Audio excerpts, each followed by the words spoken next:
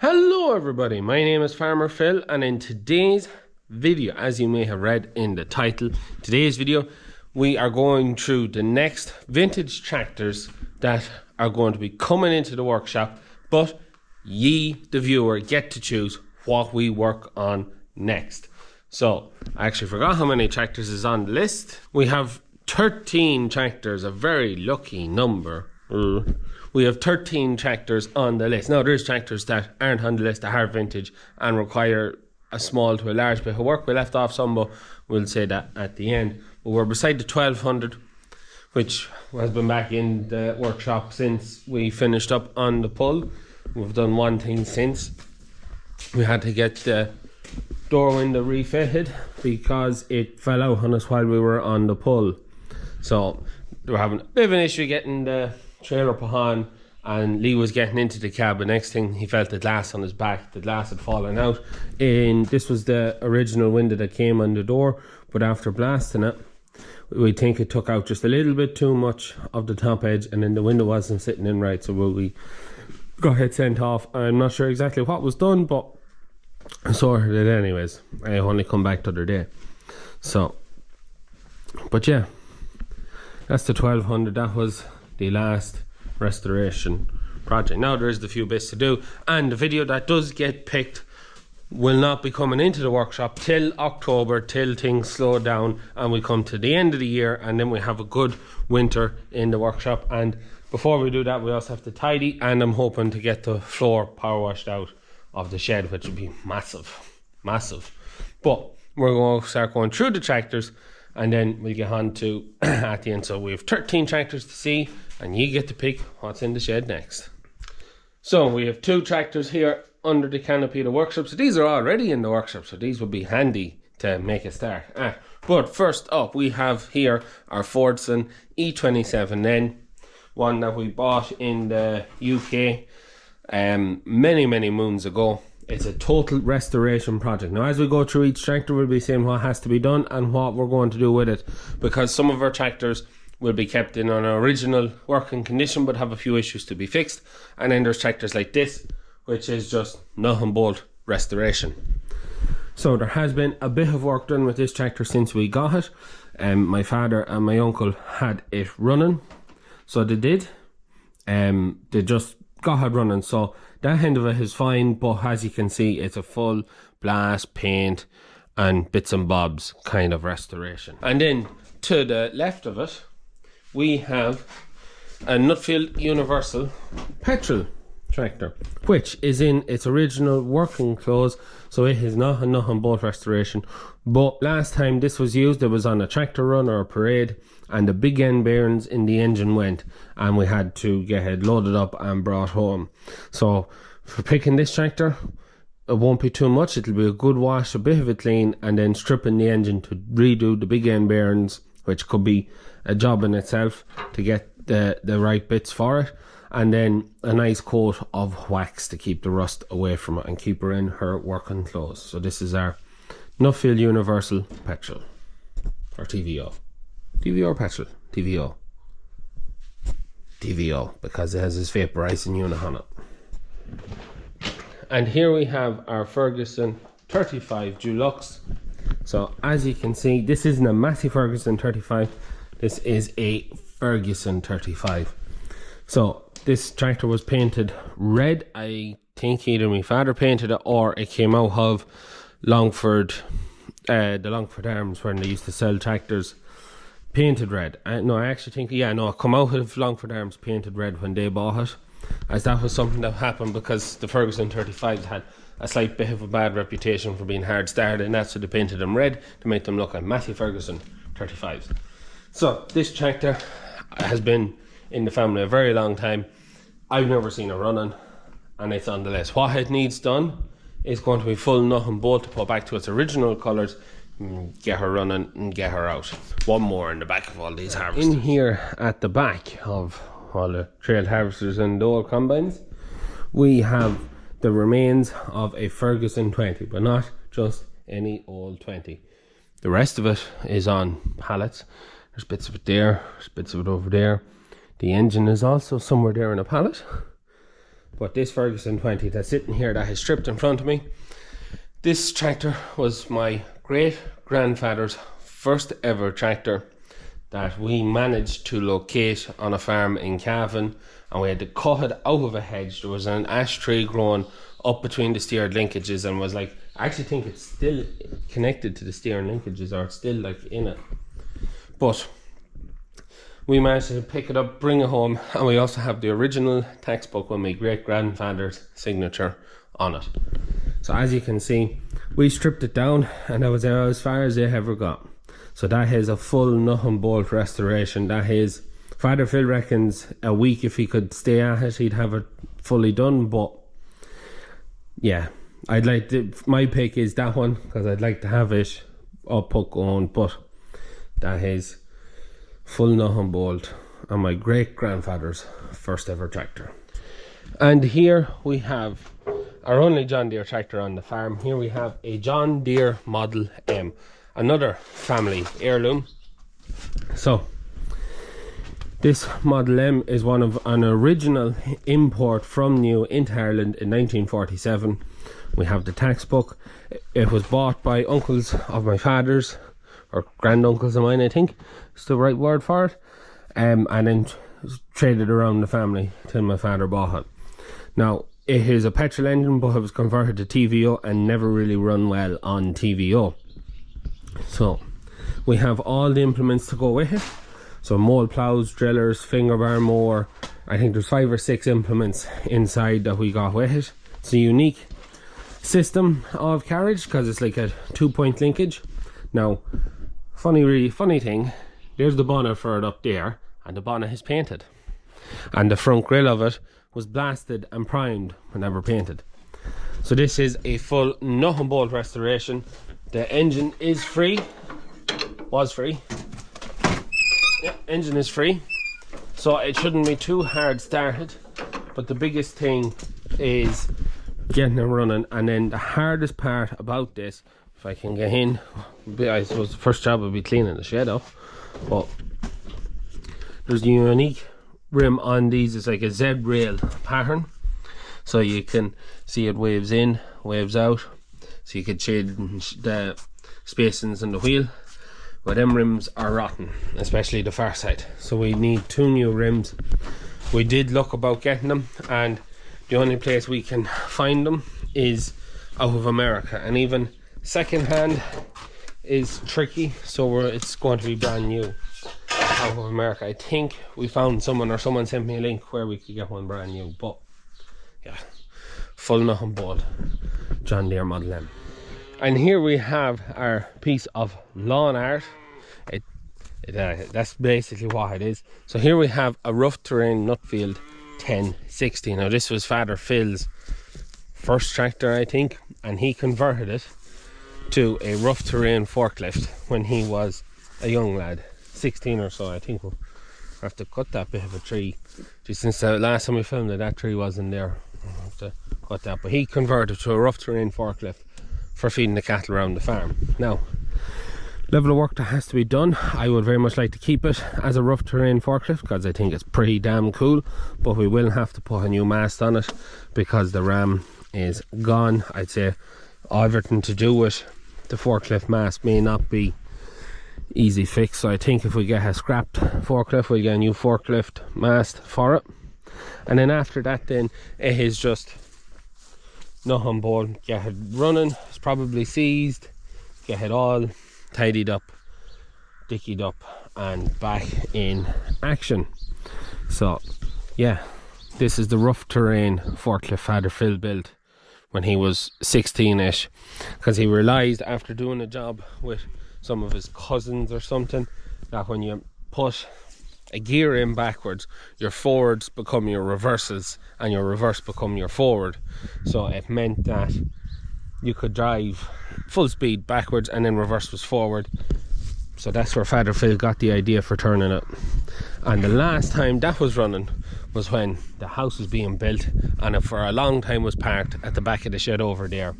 And when we put in the pods there for chickens back when I was a gossin, it just got dragged out this far, and that was as far as it ever went. So rough terrain forklift is on the list.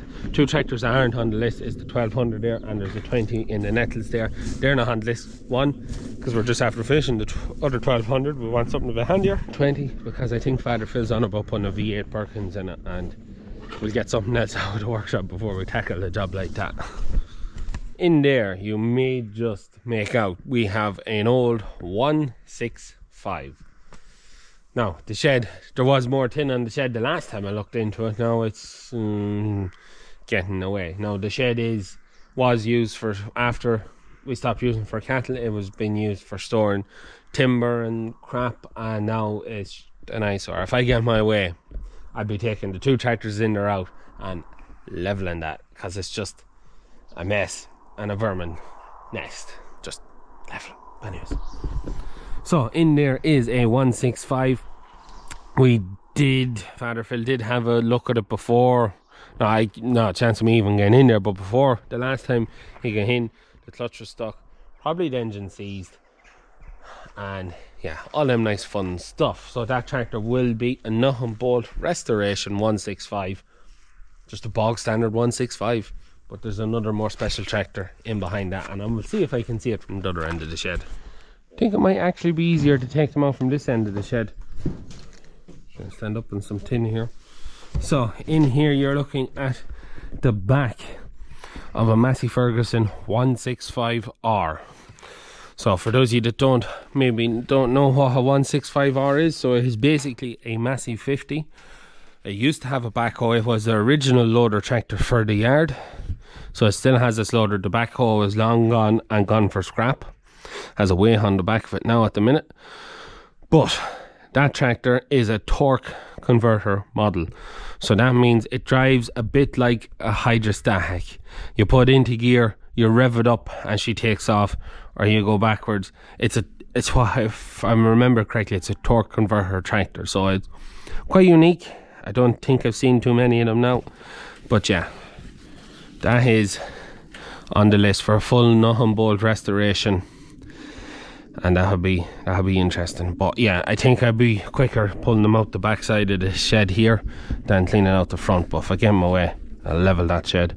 This is doing absolutely nothing for us, except for just about keeping the rain off them two yokes. So we have decided to include the 2725 on the list. So she does have a flat tire at the minute, and I'm waiting for the tire man to come out, fix tires, put new tires on the Gator, and get him to fix that.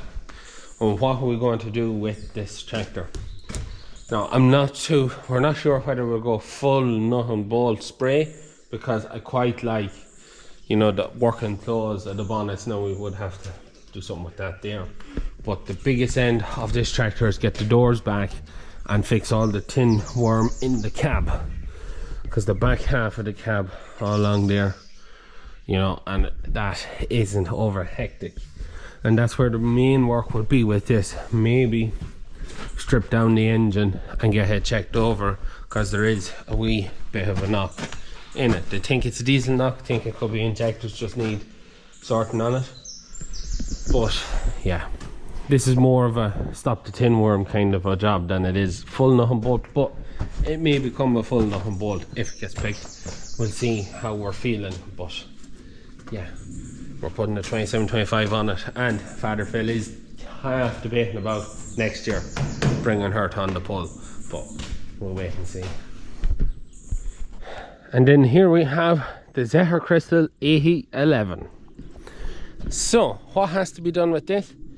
Whether we go full nut and bolt is up for debate, but the main thing would be get her in, get her back running. So the tractor was running when it came here, but the mistake was made while we put on the exhaust, came off and no one noticed it, and she put water into the pistons and into the sump.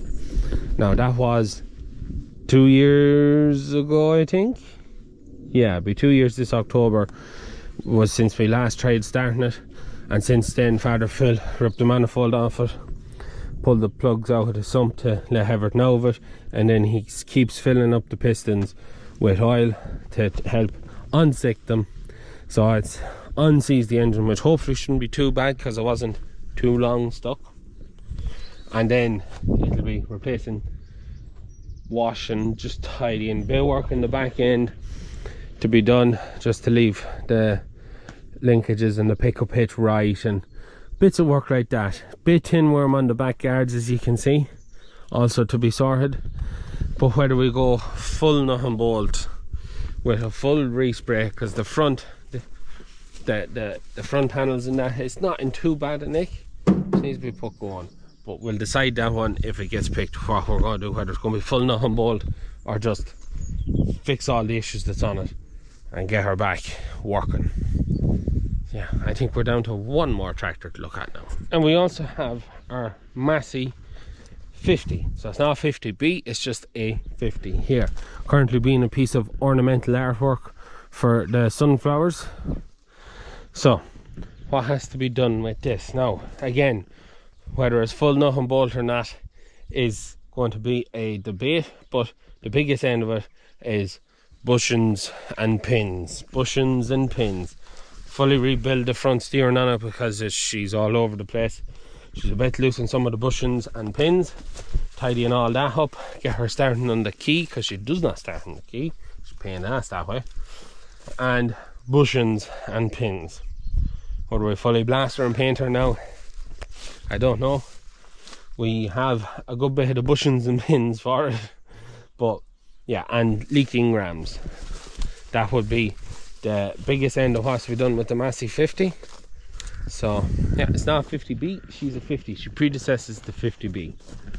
But yeah, and a lock of working lights on it, because his was a handy yoke, but that ram there is leaking.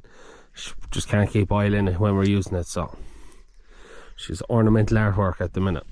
Agri art. Last but not least, a Massey 590 4-wheel drive. So we've had this one a good while, and you may notice there is a cab for one of these in the meal shed. That's what it was bought for, to go into this, because this cab is rotten. We bought it pretty rotten, and Father Phil just happened to find that other cab one day. He was on eBay and he bought it, got it delivered. So what has to be done with this 590? Well, we used to use it. For the first year we had it, we used it. We were moving around the wee trailer and doing wee small things with it. But the biggest thing that we stopped using it was the starter. Starter went woeful hard started on it. There's no multi-power, there's no PTO. I actually don't think there's 4-wheel drive. There's an issue with the hydraulics in it. She had auxiliaries, but she was missing the mother bits. So that would be the biggest end of it. But I'd say this will be a full nut and bolt restoration job. So full strip down, respray, new cab, sort out the bits in the back end, the hydraulic end of it, and put her right. But that is the 590. It's been a few years since it was last running. But yeah, no, the 4-wheel drive isn't working because it's disconnected there. I was thinking. But yeah, so that's the 590, and that is all the tractors. So we'll go back to the 1200 to finish the video, but you've seen them all now. We'll never go check out a lock of bulls while we're up this far. We nearly have all the machinery out of this shed. So you've seen all the tractors that there is to choose from. So as I said, there's tractors that aren't on the list, but I've actually also now forgot how many tractors is on the list. But them tractors that you've seen in this video, they're on the list. So if you head into the description of this video, you will find a link to a SurveyMonkey website where the survey is there, and you get to pick one tractor out of the tractors we've shown today. And in a week, 2 weeks time, we'll close that down and we'll pick the top 4 tractors that were chosen. So the top 4 tractors will go into another round in a selection for who's on top. Which tractor do ye want to see? So that is the plan. We're doing 2 goes of voting. First to pick the top 4, and then to pick the winner out of the top 4 to see which tractor you want to see. And then depending on what tractor, depends on what has to be done, but we'll get it in the end of October time, and then hopefully knock it out in the winter. We were just looking back last night. We put this tractor into the workshop the 30th of March 2022, and we put it out of the shed the 5th 5th or 4th of July 2024, so just over 2 years in the workshop. But hopefully the tractor you pick will not be as hard done as this girl or just take as much time. So with a bit of luck we'll get on not too bad. So we'll get on not too bad. Also, don't forget we're having a tractor run the 15th of September in memory of my uncle, because this was my uncle's tractor that we restored. Unfortunately, we just didn't have it done in time. But we're having a tractor run to raise money for cancer and cancer services.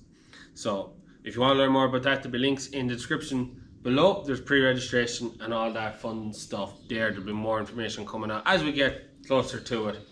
And yeah. Let us know in the comments down below, what tractor are you voting for of the tractors you've seen in today's video to be next into the workshop. And we're going to leave it at that for today's video. I hope you enjoyed it. I'm looking forward to getting the next one in and ticked off the list, because there is a total of 33 tractors in this yard. From me, I always like to tell people, from my great grandfather's 20 on 3 pallets up to the 7618, the newest tractor that we have. So there is plenty of restoration products, and that's before you go into old harvesters or old combines or old implements, because there's not too many old implements, but there's a few old implements that have been got, and there's also stationary engines. Yeah, there's a lot of stuff here. And a tractor. But anyways, look, hope you enjoyed today's video. Head into the description down below, follow that link, vote for the tractor you want to see next. We're going to leave it at that for today's video. As always, please like and subscribe to the channel. Videos every Tuesday, Thursday and Sunday. That's it from me. Good luck.